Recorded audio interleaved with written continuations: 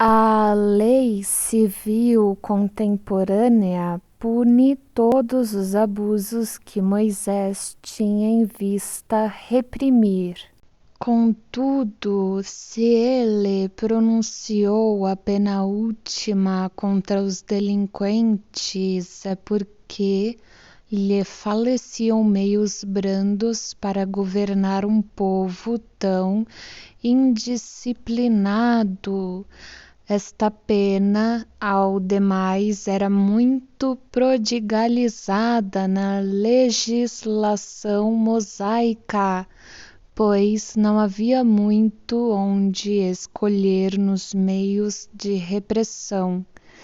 Sem prisões nem casas de correção no deserto, Moisés não podia graduar a penalidade como se faz em nossos dias, além de que o seu povo não era de natureza a atemorizar-se com penas puramente disciplinares. Carecem, portanto, de razão os que se apoiavam na severidade do castigo para provar o grau de culpabilidade da evocação dos mortos. Conviria, por consideração à lei de Moisés, manter a pena capital em todos os casos nos quais ele a prescrevia? Por que então reviver com tanta insistência esse artigo, silenciando ao mesmo tempo o princípio do capítulo que proíbe aos sacerdotes a posse de bens terrenos e partilhar de qualquer herança, porque o Senhor é a sua própria herança? Deuteronômio, capítulo 28. 5. Há duas partes distintas na lei de Moisés: a lei de Deus propriamente dita, promulgada sobre o sinal, e a lei civil ou disciplinar, apropriada aos costumes e caráter do povo. Uma dessas leis é invariável, ao passo que a outra se modifica com o tempo, e a ninguém ocorre que possamos ser governados pelos mesmos meios, porque o eram os judeus no deserto, e tão pouco que os capitulares de Carlos Magno se moldem à França do século XIX.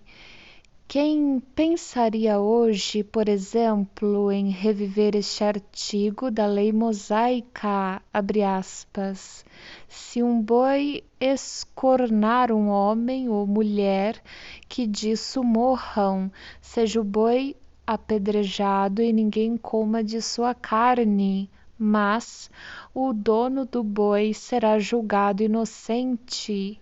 Fecha aspas, ponto de interrogação. Êxodo.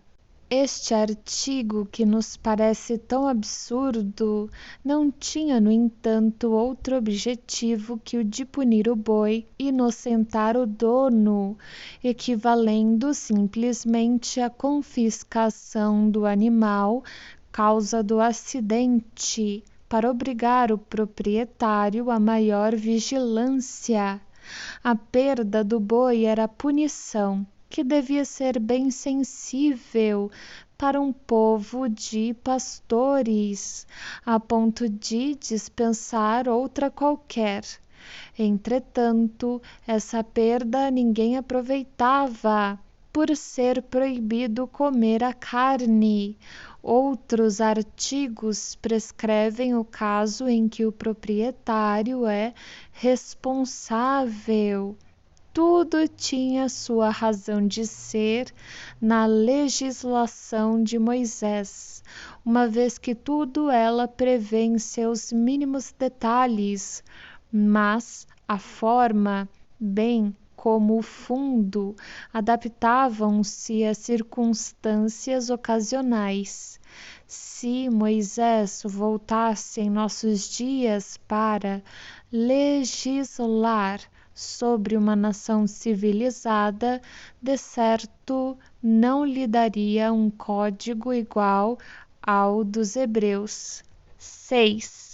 A esta objeção opõe a afirmativa de que todas as leis de Moisés foram ditadas em nome de Deus, assim como as do Sinai, mas julgando-as todas de fonte divina, porque ao decálogo limitam os mandamentos? Qual a razão de ser da diferença? Pois não é certo que, se todas essas leis emanam de Deus, devem todas ser igualmente obrigatórias? E por que não conservaram a circuncisão, a qual Jesus se submeteu e não aboliu? Esquecem que, para dar autoridade às suas leis, todos os legisladores antigos lhes atribuíam uma origem divina. Pois bem, Moisés, mais que nenhum outro, tinha necessidade desse recurso, atento o caráter do seu povo, e se, a despeito disso, ele teve dificuldade em se fazer obedecer, que não sucederia se as leis fossem promulgadas em seu próprio nome. Não veio Jesus modificar a lei mosaica, fazendo da sua lei o código dos cristãos? Não disse ele, abre aspas, vós sabeis o que foi dito aos antigos, tal e tal coisa, e eu vos digo tal outra coisa? Fecha aspas. Entretanto, Jesus não proscreveu. Antes, sancionou a lei do sinal, da qual a sua doutrina moral é um desdobramento. Ora, Jesus nunca aludiu em parte alguma à proibição de evocar os mortos, quando este era um assunto bastante grave para ser omitido nas suas prédicas, mormemente tendo ele tratado de outros assuntos secundários. 7. Finalmente, convém saber se a Igreja coloca a lei mosaica acima da evangélica, ou, por outra, se é mais judia que cristã. Convém também notar que, de todas as religiões, precisamente a judia é a que faz menos oposição ao espiritismo, porquanto não invoca a lei de Moisés contrária às relações com os mortos, como fazem as seitas cristãs. 8. Mas temos ainda outra contradição. Se Moisés proibiu evocar os mortos, é que estes podiam vir, pois, do contrário, inútil fora a proibição. Ora, se os mortos podiam vir naqueles tempos, também o podem hoje. E se são espíritos de mortos, os que vêm não são exclusivamente demônios. Demais, Moisés de modo algum fala nesses últimos. É duplo, portanto, o motivo pelo qual não se pode aceitar logicamente a autoridade de Moisés na espécie, a saber, travessão. Primeiro, porque a sua lei não rege o cristianismo, e segundo, porque é imprópria aos costumes da nossa época. Mas suponhamos que essa lei tenha plenitude da autoridade por alguns ortogada, e ainda assim ela não poderá, como vimos, aplicar-se ao espiritismo. É verdade que a proibição de Moisés abrange a interrogação dos mortos, porém, de modo secundário, como assessoria às práticas da feitiçaria. O próprio vocábulo interrogação, junto aos de adivinho e agoureiro, prova que entre os hebreus as evocações eram um meio de adivinhar. Entretanto, os espíritas só evocam mortos para receber sábios conselhos e obter alívio em favor dos que sofrem, nunca para conseguir revelações ilícitas. Certo, se os hebreus usassem das comunicações como fazem os espíritas, longe de as proibir, Moisés acoroçoá-las-ia, porque o seu povo só teria que lucrar. 9. É certo que alguns críticos jucundos ou mal-intencionados têm descrito as reuniões espíritas como assembleias de nigromantes ou feiticeiros, e os médiuns como astrólogos e ciganos, isto porque talvez quaisquer charlatães tenham afeiçoado tais nomes às práticas que o Espiritismo não pode, aliás, aprovar. Em compensação, há também muita gente que faz justiça e testemunha o caráter essencialmente moral e grave das reuniões sérias.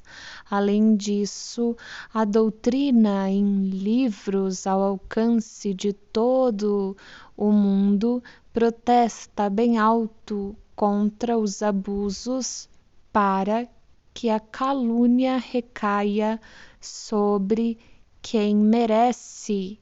10. A evocação, dizem, é uma falta de consideração para com os mortos, cujas cinzas devem ser respeitadas. Mas quem é que diz tal? São os antagonistas de dois campos opostos, isto é, os incrédulos que nas almas não creem e os crédulos que pretendem que só os demônios e não as almas podem vir. Quando a evocação é feita com recolhimento e religiosamente, quando os espíritos são chamados não por curiosidade, mas por um sentimento de afeição e simpatia, com desejo sincero de instrução e progresso, não vemos nada de irreverente em apelar-se para as pessoas mortas, como se fizera com os vivos. Há, contudo, uma outra resposta peremptória a essa objeção, e é que os espíritos se apresentam espontaneamente, sem constrangimento, muitas vezes mesmo sem que sejam chamados. Eles também dão testemunho da satisfação que experimentam por comunicar-se com os homens e queixam-se às vezes do esquecimento em que os deixam.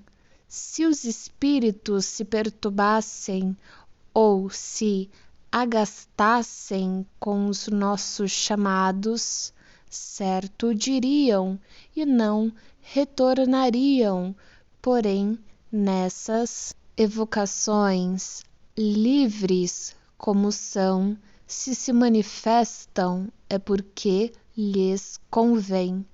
11. Ainda uma outra razão é alegada. As almas permanecem na morada que a justiça divina lhes designa, o que equivale dizer no céu ou no inferno. Assim, a que estão no inferno, de lá não podem sair, posto que, para tanto, a mais ampla liberdade seja outorgada aos demônios. As do céu, inteiramente entregues à sua beatitude, estão muito superiores aos mortais para deles se ocuparem, e são bastante felizes para não voltarem a esta terra de misérias, no interesse de parentes e amigos que aqui deixassem. Então, essas almas podem ser comparadas aos nababos que dos podres desviam a vista com receio de perturbar a digestão. Mas, se assim fora, essas almas se mostrariam pouco dignas da suprema bem-aventurança, transformando-se em padrão de egoísmo. Restam ainda as almas do purgatório, porém, estas sofredoras como devem ser, antes que doutra coisa devem cuidar da sua salvação. Deste modo, não podendo nenhumas nem outras almas corresponder ao nosso apelo, somente o demônio se apresenta em seu lugar. Então, é o caso de dizer: se as almas não podem vir, não há de que recear pela perturbação do seu repouso. 12. Mas aqui reponta uma outra dificuldade. Se as almas bem-aventuradas não podem deixar a mansão gloriosa para socorrer os mortais, por que invoca a Igreja a assistência dos santos, que devem fruir ainda maior soma de beatitude? Porque aconselha invocá-los em casos de moléstia, de aflição e de flagelos? Por que razão, e segundo essa mesma Igreja, os santos e a própria Virgem aparecem aos homens e fazem milagres? Estes deixam o céu para baixar à terra. Entretanto, os que estão menos elevados não o podem fazer. 13. Que os sépticos neguem a manifestação das almas, vá, visto que nelas não acreditam, mas o que se torna estranhável é ver encarniçar-se contra os meios de provar a sua existência, esforçando-se por demonstrar a impossibilidade desses meios. Aqueles mesmos cujas crenças repousam na existência e no futuro das almas. Parece que seria mais natural acolherem como benefício da providência os meios de confundir os sépticos com provas irrecusáveis, pois que são os negadores da própria religião. Os que têm interesse na existência da alma deploram constantemente a avalanche da incredulidade que invade, dizimando o rebanho de fiéis. Entretanto, quando se lhes apresenta o meio mais poderoso de combatê-la, recusam-no com tanta ou mais obstinação que os próprios incrédulos. Depois, quando as provas avultam de modo a não deixar dúvidas, eis que procuram como recurso de supremo argumento a interdição do assunto, buscando, para justificá-la, um artigo da lei mosaica do qual ninguém cogitara, emprestando-lhe a força, um sentido e aplicação inexistentes. Então, felizes se julgam com a descoberta, que não percebem que este artigo é ainda uma justificativa da doutrina espírita. 14. Todas as razões alegadas para condenar as relações com os espíritos não resistem a um exame sério pelo ardor com que se combate. Nesse sentido, é fácil deduzir o grande interesse ligado ao assunto, daí a insistência em vendo esta cruzada de todos os cultos contra as manifestações. Dir-se-ia que delas se atemorizam. O verdadeiro motivo poderia bem ser o receio de que os espíritos muito esclarecidos viessem instruir os homens sobre pontos que se pretende obscurecer, dando-lhes conhecimento ao mesmo tempo da certeza de um outro mundo, a par das verdadeiras condições para nele serem felizes ou desgraçados. A razão deve ser a mesma, porque se diz a criança: não vá lá que há lobisomens. Ao homem dizem: não chameis os espíritos, são o diabo. Não importa, porém, impedem os homens de os evocar, mas não poderão impedi-los de vir aos homens para levantar a lâmpada de sob o alqueire. O culto que estiver com a verdade absoluta nada terá que temer da luz, pois a luz faz brilhar a verdade e o demônio nada pode contra esta. 15. Repelir as comunicações de além-túmulo é repudiar o meio mais poderoso de instruir-se, já pela iniciação nos conhecimentos da vida futura, já pelos exemplos que tais comunicações nos fornecem.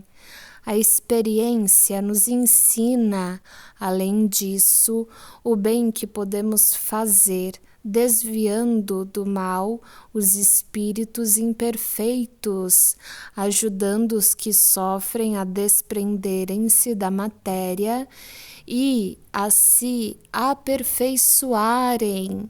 Interdizer as comunicações é, portanto, privar as almas sofredoras da assistência que lhes podemos e devemos dispensar.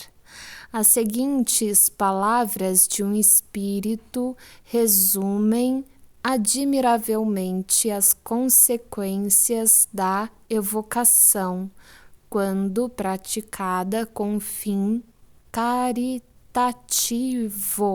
Todo espírito sofredor e desolado vos contará a causa da sua queda, os desvarios que os perderam, esperanças, combates e terrores, remorsos, desesperos e dores, tudo vos dirá.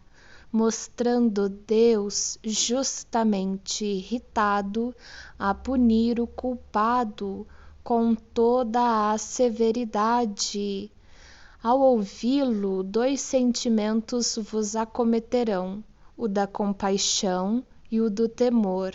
Compaixão por ele, temor por vós mesmos.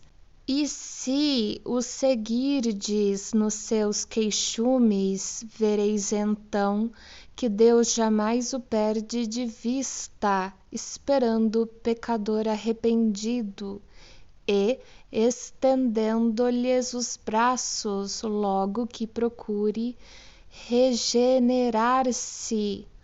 Do culpado vereis enfim os progressos benéficos para os quais tereis a felicidade e a glória de contribuir, com a solicitude e o carinho do cirurgião, acompanhando a cicatrização da ferida que pensa diariamente.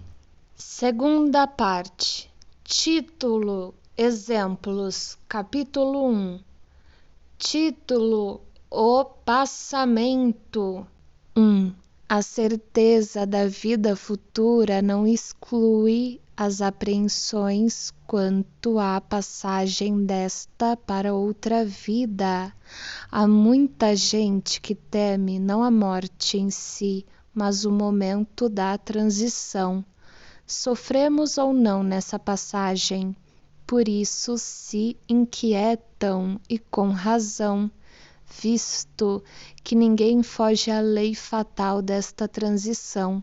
Podemos dispensar-nos de uma viagem neste mundo, menos essa. Ricos e pobres devem todos fazê-la, e por dolorosa que seja a franquia, nem posição, nem fortuna poderia suavizá-la. 2. Vendo-se a calma de alguns moribundos e as convulsões terríveis de outros, pode-se previamente julgar que as sensações experimentadas nem sempre são as mesmas. Quem poderá, no entanto, esclarecer-nos a tal respeito? Quem nos descreverá o fenômeno fisiológico da separação entre a alma e o corpo?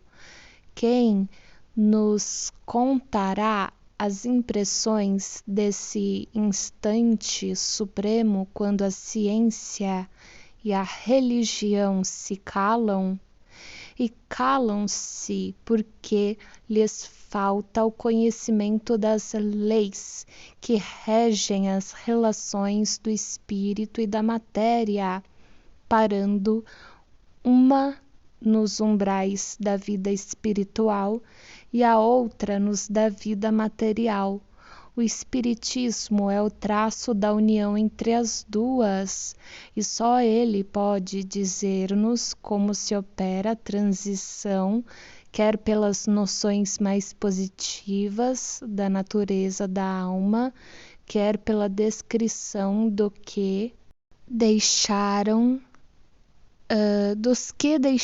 este mundo. O conhecimento do laço fluídico que une a alma ao corpo é a chave desse e de muitos outros fenômenos. 3. A insensibilidade da matéria inerte é um fato, e só a alma experimenta as sensações de dor e de prazer. Durante a vida, toda desagregação material repercute na alma, que por este motivo recebe uma impressão mais ou menos dolorosa. É a alma e não o corpo quem sofre, pois este não é mais que um instrumento da dor. Aquela é o paciente. Após a morte, separada a alma, o corpo pode ser impunemente mutilado que nada sentirá.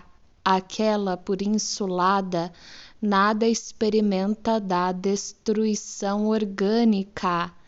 A alma tem sensações próprias, cuja fonte não reside na matéria tangível. O perispírito é o envoltório da alma e não se separa dela, nem antes nem depois da morte. Ele não forma com ela mais que uma só entidade, e nem mesmo se pode conceber uma sem um outro. Durante a vida, o fluido perispirítico penetra o corpo em todas as suas partes e serve de veículo às sensações físicas da alma, do mesmo modo como esta, por seu intermédio, atua sobre o corpo e dirige-lhe os movimentos. 4.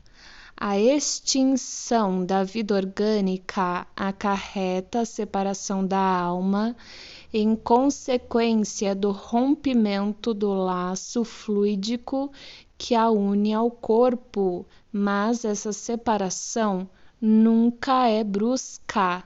O fluido perispiritual só pouco a pouco se desprende de todos os órgãos, de sorte que a separação só é completa e absoluta quando não mais reste um átomo do perispírito ligado a uma molécula do corpo, abre aspas.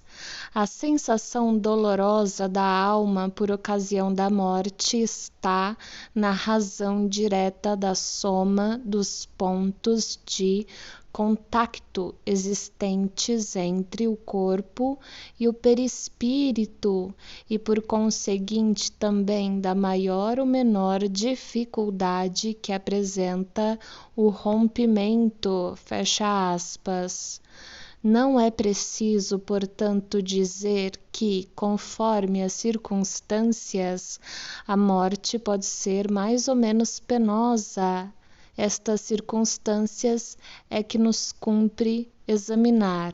5. Estabeleçamos em primeiro lugar e como princípio os 4 seguintes casos que podemos reputar situações extremas dentro de cujos limites há uma infinidade de variantes.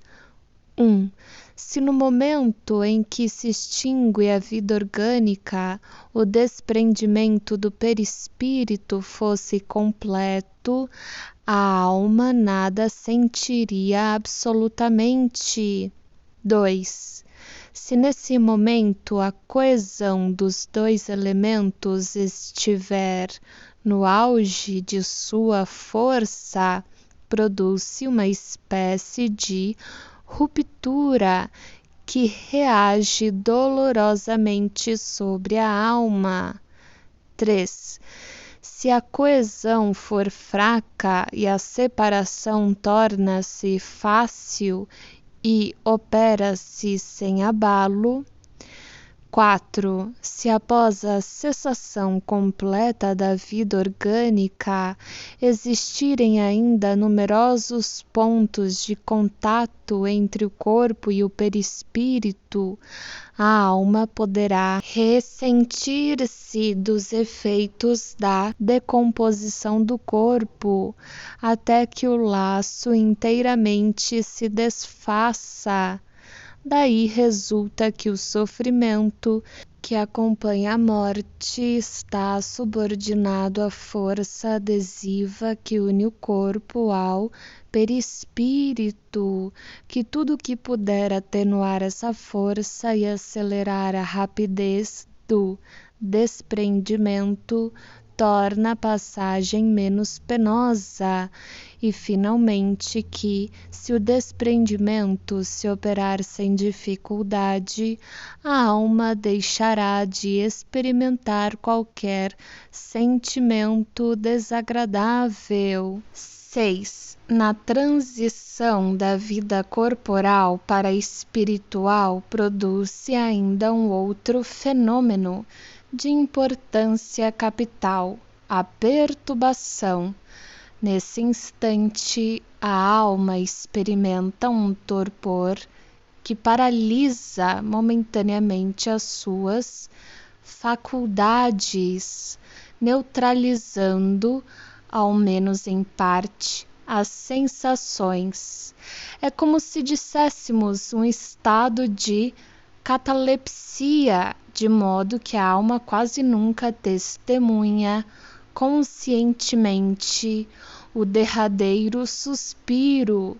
Dizemos quase nunca, porque há casos em que a alma pode contemplar conscientemente o desprendimento, como em breve veremos.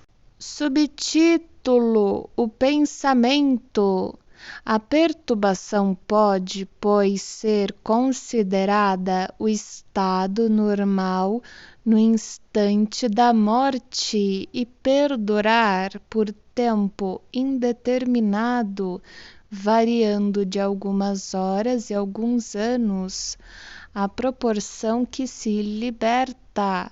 A alma encontra-se numa situação comparável à de um homem que desperta de profundo sono. As ideias são confusas, vagas, incertas. A vista apenas distingue como que através de um nevoeiro, mas pouco a pouco se aclara. Desperta-se-lhe a memória e o conhecimento de si mesma. Bem diverso é, contudo, esse despertar. Calmo para uns, acorda-lhes sensações deliciosas, tétrico, aterrador e ansioso para outros, é qual horrendo pesadelo. 7. O último alento quase nunca é doloroso, uma vez que ordinariamente ocorre em momento de inconsciência, mas a alma sofre antes dele a desagregação da matéria nos estertores da agonia e depois as angústias da perturbação. Demo-nos pressa em afirmar que esse estado não é geral, porquanto a intensidade e duração do sofrimento estão na razão direta da afinidade existente entre corpo e perispírito. Assim, quanto maior for essa afinidade, tanto mais penosos e prolongados serão os esforços da alma para desprender-se.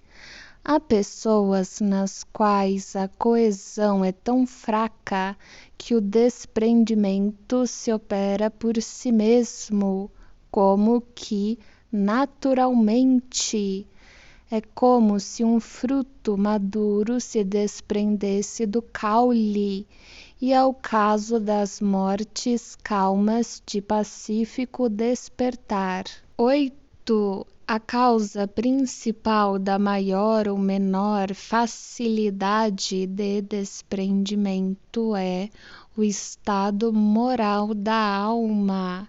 A afinidade entre o corpo e o perispírito é proporcional ao apego à matéria, que atinge o seu máximo no homem cujas preocupações dizem respeito exclusivamente e unicamente à vida e gozos materiais.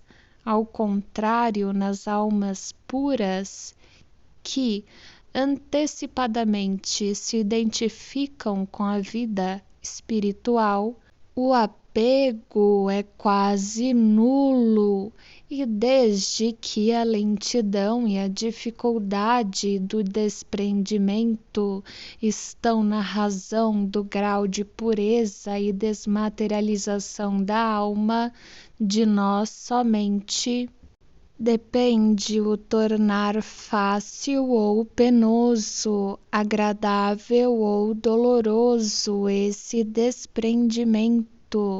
Posto isto, quer como teoria, quer como resultado de observações, resta-nos examinar a influência do gênero de morte sobre as sensações da alma nos últimos transes.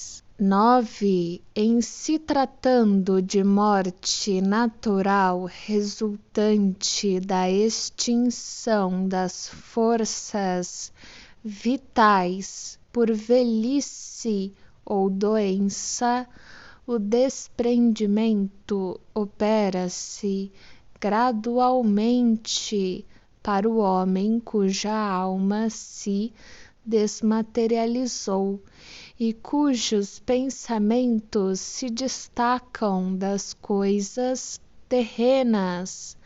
O desprendimento quase se completa antes da morte real, isto é, ao passo que o corpo ainda tem vida orgânica.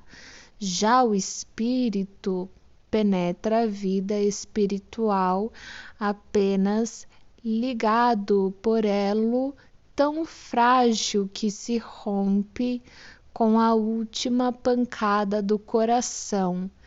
Nesta contingência, o espírito pode ter já recuperado a sua lucidez, de molde a tornar-se testemunha consciente da extinção da vida do corpo, considerando-se feliz por tê-lo deixado.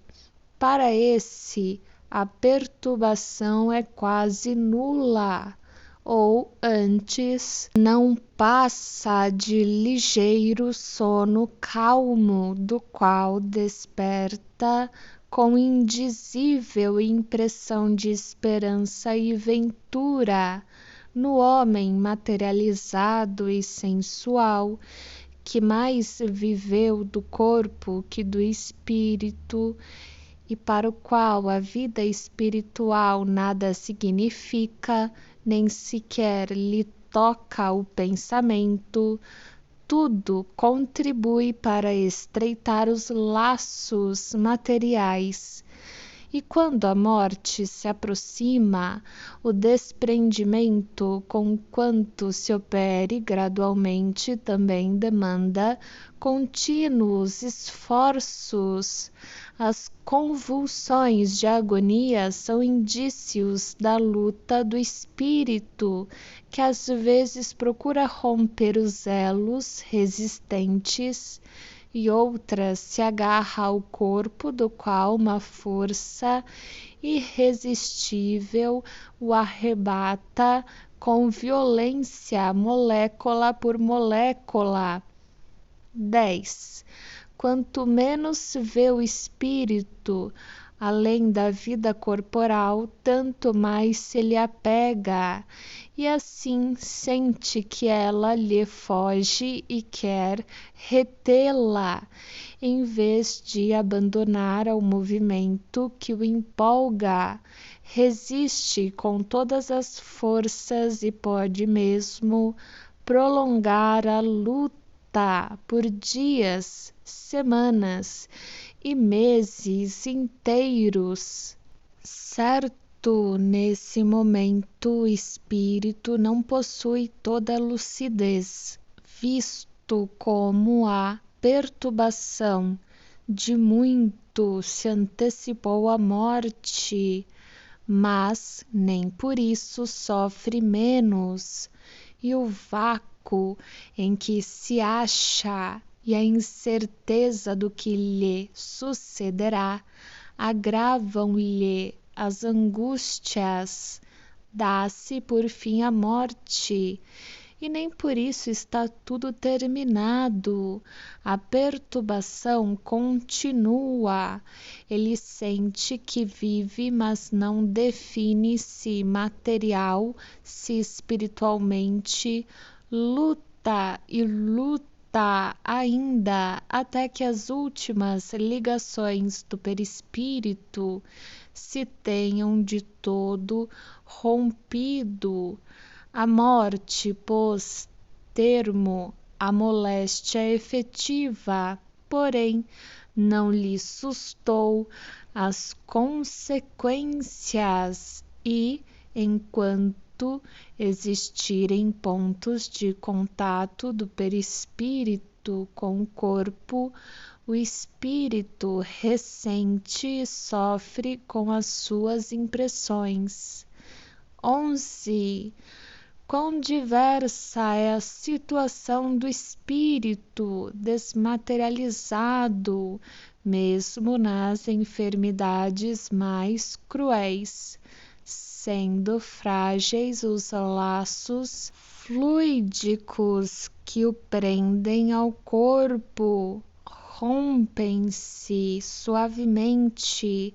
Depois, a confiança do futuro entrevisto em pensamento ou na realidade, como sucede algumas vezes, falo encarar a morte qual redenção e as suas consequências como prova, advindo-lhe daí uma calma resignada que lhe ameniza o sofrimento. Após a morte, rotos os laços, nenhuma só reação dolorosa que o afete, o despertar é lépido, desembaraçado por sensações únicas, o alívio, a alegria. 12. Na morte violenta, as sensações não são precisamente as mesmas. Nenhuma desagregação inicial há começado previamente a separação do perispírito. A vida orgânica, em plena exuberância de força, é subitamente aniquilada. Nestas condições, o desprendimento só começa depois da morte e não pode completar-se rapidamente. O espírito, colhido de improviso, fica como que aturdido e sente e pensa e acredita-se vivo, prolongando-se esta ilusão até que compreenda o seu estado. Este estado intermediário entre a vida corporal e a espiritual é dos mais interessantes para ser estudado, porque apresenta o espetáculo singular de um espírito que julga material seu corpo fluídico, experimentando ao mesmo tempo todas as sensações da vida orgânica. Há, além disso, dentro desse caso, uma série infinita de modalidades que variam segundo os conhecimentos e progressos morais do espírito. Para aqueles cuja alma está purificada, a situação pouco dura, porque já possuem em si como que um desprendimento antecipado, cujo termo a morte mais súbita não faz senão apressar. Outros há para os quais a situação se prolonga por anos inteiros. É uma situação essa muito frequente, até nos casos de morte comum, que nada tendo de penosa para espíritos adiantados, se torna horrível para os atrasados.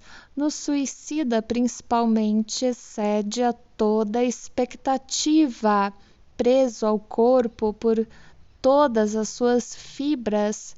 O perispírito faz repercutir na alma todas as sensações daquele com sofrimentos cruciantes. 13. O estado do espírito por ocasião da morte pode ser assim resumido: tanto maior é o sofrimento, quanto mais lento for o desprendimento do perispírito. A presteza deste desprendimento está na razão direta do adiantamento moral do espírito para o espírito desmaterializado de consciência pura. A morte é qual um sono breve, isento de agonia, e cujo despertar é suavíssimo.